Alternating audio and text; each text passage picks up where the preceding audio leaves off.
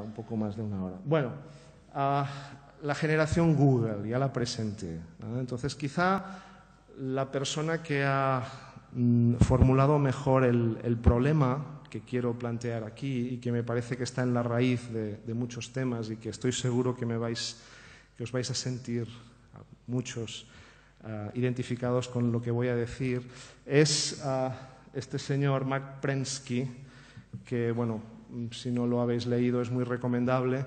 Él es un gurú de los videojuegos, es un creador de videojuegos. Tiene una página web muy buena, si la googleáis llegaréis a ella fácilmente. Y sus artículos están en inglés, pero del artículo principal que voy a comentar ahora hay una traducción hecha por un mexicano que no está mal, ¿no? De modo que si lo buscáis lo encontraréis. El tema es este: nativos e inmigrantes digitales, ¿no? Y todo surge de una metáfora feliz, de una bonita metáfora que yo creo que ilumina muy claramente una cosa que yo creo que vemos todos muy a menudo, ¿no? Y es que en el mundo hoy en día existen nativos digitales e inmigrantes digitales. Los nativos son los que nacieron después del 93, son mi ahijado, son algunas personas que quizá nacieron antes pero que tienen habilidades especiales o intereses especiales y se han metido. Y son las personas pues, que ya viven en un territorio, en un mundo que básicamente se caracteriza por ser digital, ¿no? Utilizan Internet, correo electrónico, chatean, tienen blog, hacen wikis, etcétera, todas estas cosas. Y luego tenemos los inmigrantes.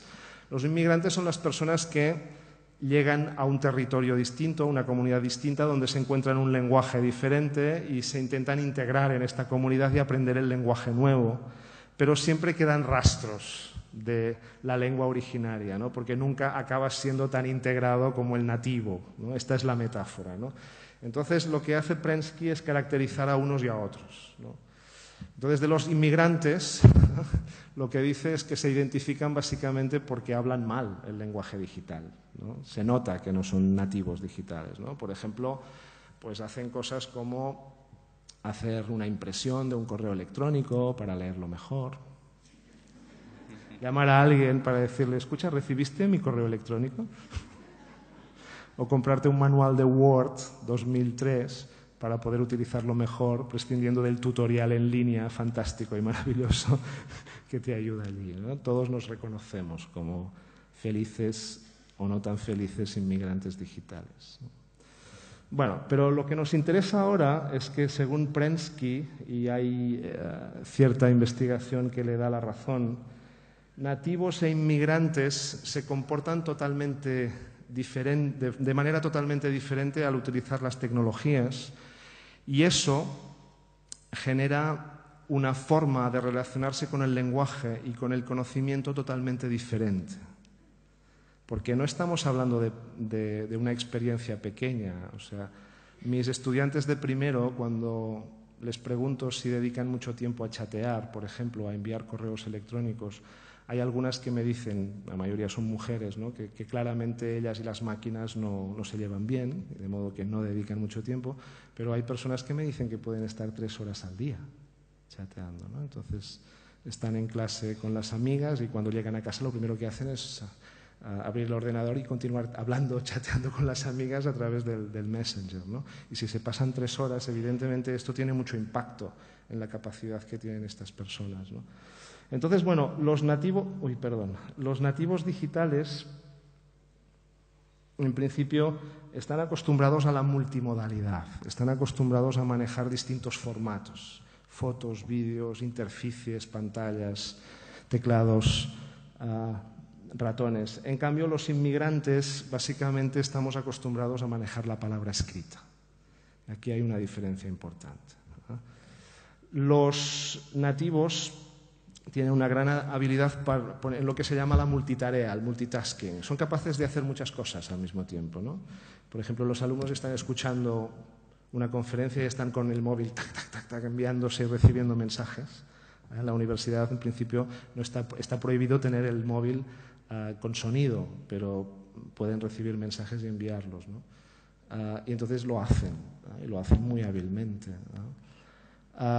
Pueden mantener 5, 6, 7 conversaciones al mismo tiempo. mientras están haciendo una tarea en el ordenador. Pueden trabajar con 5 pantallas abiertas al mismo tiempo, ¿no? Procesamiento en paralelo.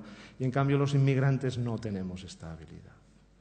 Tenemos un procesamiento más en serie, una cosa y después otra, y paso a paso, ¿no? Los nativos están mucho más acostumbrados al acceso libre, a la hipertextualidad, o sea, están acostumbrados a llegar a una web y entrar por cualquier lugar y seguir por el vínculo que les apetece, a construirse su propio itinerario. Los inmigrantes buscamos la primera página, seguimos por la segunda y vamos avanzando poco a poco, ¿no? Nos incomoda tener esta libertad para poder entrar. Preferimos un texto donde está todo marcado lo que hay que leer, no hay que elegir nada, ¿no? Los nativos están permanentemente conectados al grupo. Son cooperativos. Muy interesante esto. Se envían mensajes constantemente para cualquier tontería. Un mensaje, ¿no? Si no tienen límite de mensajes, ¿no? Chatean constantemente, ¿no? Comparten recursos, conocimientos, habilidades, ¿no? Los adultos somos más individualistas y más competitivos. Los adultos, los inmigrantes. Somos más individualistas y más competitivos. Ponemos más énfasis en las habilidades individuales, en las competencias individuales, mucho menos en las competencias cooperativas. Ellos están mucho más acostumbrados a socializar. Ellos, nativos, son impacientes. Son absolutamente impacientes. No tienen espera, tienen falta de atención. Están acostumbrados a recibir un feedback inmediato. Hacen clic y a los segundos reciben la respuesta. Envían un mensaje e inmediatamente reciben respuesta. En cambio, nosotros, los inmigrantes, estamos mucho más acostumbrados al esfuerzo dilatado, a la atención, a tener que esperar para obtener respuesta, ¿no? De modo que tenemos una actitud muy diferente respecto a la interacción. Los nativos están acostumbrados a paquetes breves de información, a textos cortos, reducidos, uno detrás de otro, o simultáneamente, pero no son textos largos, son breves, mensajes en foro, ¿no? Envías un mensaje muy largo y dices, ¡buf, buf! Demasiado largo este mensaje, ¿no? Tiene que ser corto, ¿no? Los inmigrantes estamos mucho más acostumbrados a los textos extensos, continuados, monologados, ¿no? Los nativos están acostumbrados al juego, a pensárselo bien, a la diversión. Nosotros estamos acostumbrados a tener que esforzarnos, a estudiar, a tener que sufrir incluso. Entonces, claro, fijaos que, el problema es que los chicos, los nativos, porque no todos los chicos son nativos, ya lo sabemos, no todos tienen acceso a todo este capital de recursos y de usos lingüísticos, que llegan a la escuela, pueden llegar con un perfil, totalmente parecido a este, y en cambio nosotros estamos en un parámetro totalmente diferente, ¿no? Entonces, tenemos un problema gordo.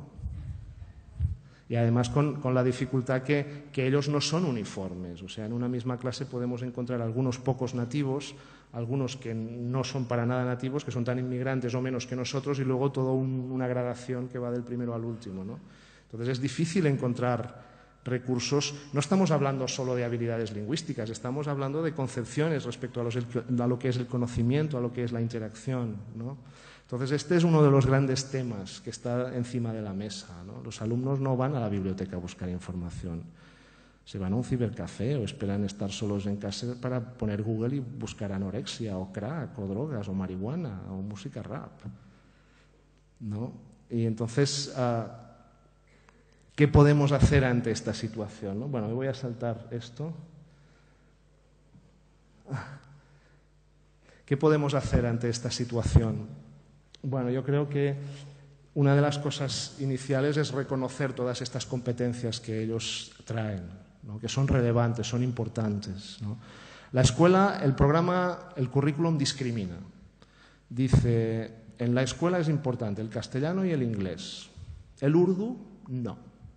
El árabe, tampoco. ¿Que tienes muchos conocimientos? No importa, esto no nos interesa. Entonces, lo que es importante en la escuela es la escritura académica, la capacidad de hacer resúmenes académicos, de utilizar el lenguaje científico, formal. Tu capacidad para crearte un código encriptado que solo comprenden tus amigos, esto no es relevante, esto es vulgar, esto no interesa, esto es malo. Y yo creo que con esta actitud no estamos enfocando bien las cosas. Yo creo que lo que tenemos... Todo es competencia lingüística. Enviar un mensaje... o sea, los chicos han aprendido a enviarse mensajes de móvil sin ningún profesor. Y los adultos tenemos grandes dificultades para enviar un mensaje de móvil. Y somos lentos y patosos, ¿no? Y a ver, ¿dónde está la C? Que no me sale la C, ¿no?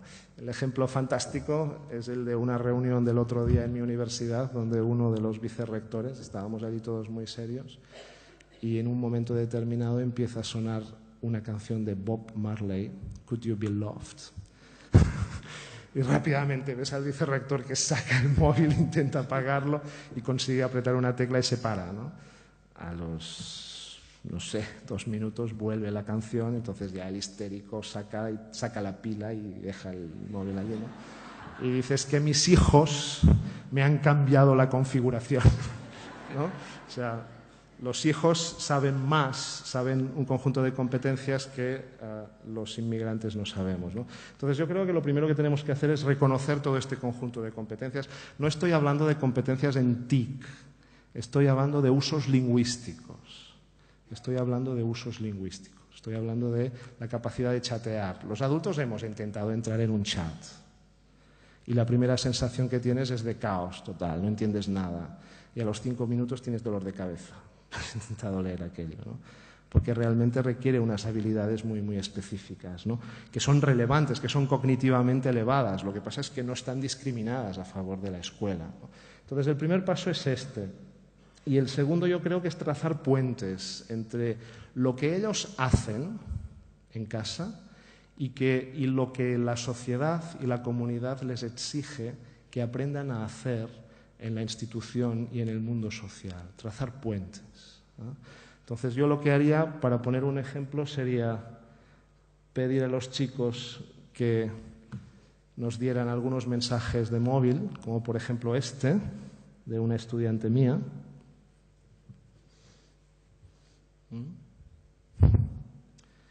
Y plantearnos, vamos a hacer reflexión lingüística sobre este texto. Vamos a ver, ¿cuándo utilizas la letra K? ¿Con qué sonidos? O sea, ¿a qué equivale la letra K? ¿Al mismo sonido siempre o no? ¿Lo utilizas de forma sistemática en los mismos contextos o no? Y a partir de aquí podemos trabajar, por ejemplo, un poco de fonética, ¿no? ¿Cuáles son las palabras que se han eliminado? ¿Qué transformaciones se ha realizado en este discurso, ¿no? Y a partir de aquí podemos empezar a ver las diferencias entre una sintaxis más coloquial, vernácula, espontánea y una sintaxis más elaborada, académica, ¿no? Vamos a tratar luego este mismo mensaje transferido a un contexto más académico, a una carta, por ejemplo, ¿cómo lo dirías? ¿No? A un informe, a una notificación escrita, ¿cómo lo elaboraríamos, ¿no? O sea, yo creo que no se trata tanto de impedir que los alumnos se manden mensajes de móvil, que estamos actuando del mismo modo como actuábamos en los años 60, cuando llegaba un alumno que venía de un pueblo de la montaña y le decíamos, tú hablas mal, no puedes hablar con este dialecto, esto está mal, tienes que hablar como en la ciudad o como el estándar, ¿no? Y hoy entendemos que no es la forma de tratar así, decir, no, tú en tu pueblo habla la variedad dialectal que estáis hablando siempre. Nadie tiene derecho a decirte cómo tienes que hablarle a tu madre y a tus hermanos. Tú háblales como te dé la gana. Otra cosa es que cuando vengas a Santander o cuando hables en televisión o en la radio o en cualquier otro contexto con personas que no son de tu pueblo, tú tienes que utilizar otro lenguaje, ¿no? Entonces yo creo que el tratamiento de este tipo de discursos es más o menos este, ¿no? Bueno, vamos al cómo, ¿no? ¿Cuál es la mejor forma de desarrollar las competencias básicas? Bueno, pues yo creo que la mejor forma de hacerlo, o la propuesta que yo veo más organizada, es algo viejo ya, o sea, tampoco es algo nuevo, es lo que llamamos el trabajo por tareas o proyectos, ¿no? El trabajo por proyectos que pueden ser interdisciplinarios, que aglutinen distintas materias o disciplinas, o que pueden ser disciplinarios de una materia, ¿no? Proyectos y tareas son dos formas de desarrollar la misma idea, ¿no? Es la idea de dar más importancia a la actividad. cuando hablamos de las distintas destrezas, o sea, claro, luego dentro de las competencias lingüísticas nos encontramos los distintos apartados, ¿no? Y se habla de hablar, escuchar y conversar y luego leer y escribir, ¿no? Y claro, el desarrollo de la disciplina de la enseñanza de lenguas también ha fomentado pues, que haya tareas específicas de lectura, tareas específicas de escritura, de expresión oral, de gramática. Pero bueno, yo creo que el planteamiento global de las competencias básicas es este que tenemos aquí, en la derecha, ¿no? A la derecha, que es el de integrar las distintas habilidades, ¿no? Bueno, las competencias lingüísticas básicas, pues bueno, yo creo que son una mirada más actual a la disciplina lingüística y no solo lingüística. Es un paso más en un proceso que yo creo que es muy sano de interacción entre lo que es la investigación básica o aplicada y lo que es el programa. O sea, es de agradecer que cada vez tengamos programas más adecuados. Yo a veces soy vicedecano de ordenación académica, ¿no? Y desde que estoy en esta universidad, y son 15 años, llevo 3 planes de estudio. O sea, cada 5 años hay que cambiarlo. Si los estudios duran 4 años, significa que, fijaos, que empiezas un cambio y cuando ya llegas al final pasa un año y ¡pam! Ya tienes nuevamente que cambiar, ¿no?